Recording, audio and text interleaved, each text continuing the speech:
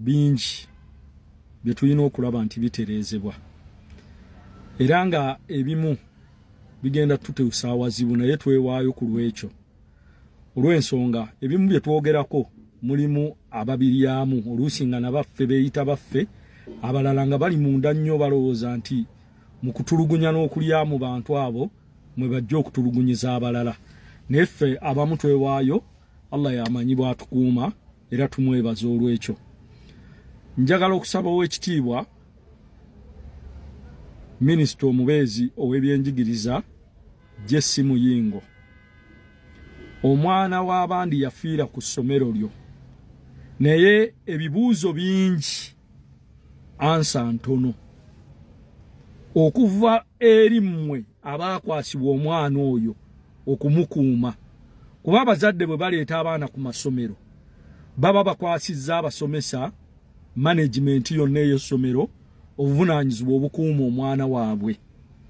Naye omwana w'abandi bw'aba yafa mu nfa eyo ne muteekawo obulagajjavu n'okudaala n'okujerega n'okulengezza bazadde b'omwana oyo, twagala obwenkanya obw'okufa kw'omwana oyo okutuufu.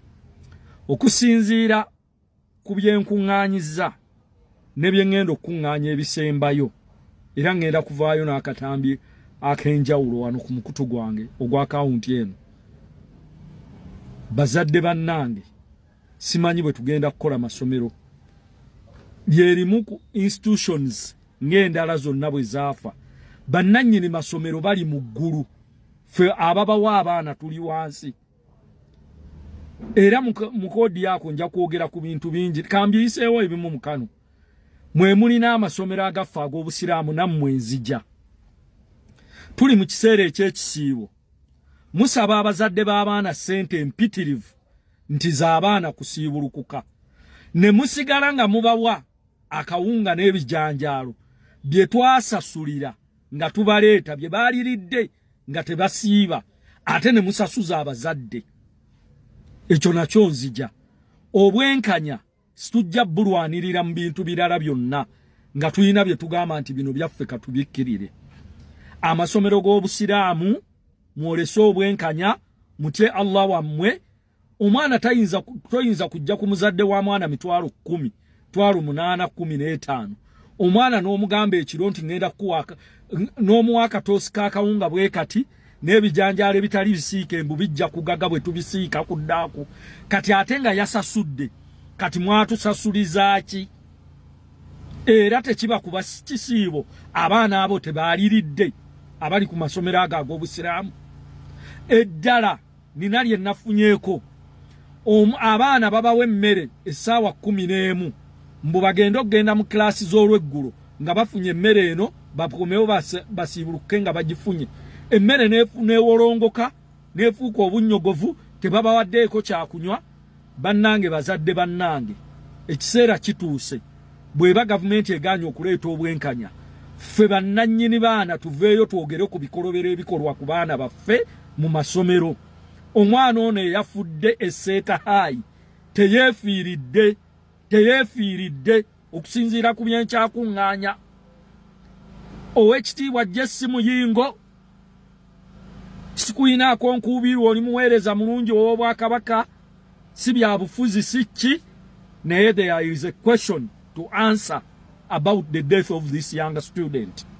Omwana w'omusajja tayinza kufiira awo. Ebyo bye mwapaatiikawo mbu yasaba miliyoni 2 ne zitamuweebwa birala. Ayina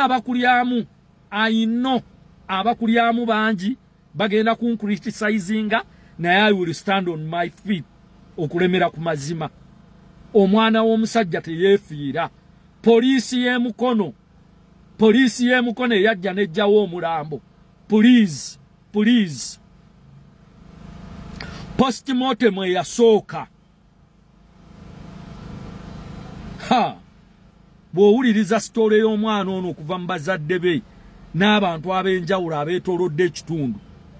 In fact baatuwadde ne ku mawulire agamu ge tukyanoonyereza mbu omwana oyo yagenda okufa 3 weeks back. Waliwo omwana eyafa ku ssomero. bannanyini masomero mukimanye temuli mu ggulu. Temuli mu ggulu. Abazadde bayita mu bulumi bungi okufuna sente ezo ze babawa. You are in business, respect your clients. Respect your clients. Temututwala for granted. Tetujja ku masomero gamwe nti we are in your mercy. Tuyina kye tuba tusuubirayo mu kituwe. Good enough. Abange gye basomera alhamdulillah bakyabakutte bulungi. Naye Jesse Muyingo, there are many questions and little answers about the death of this student.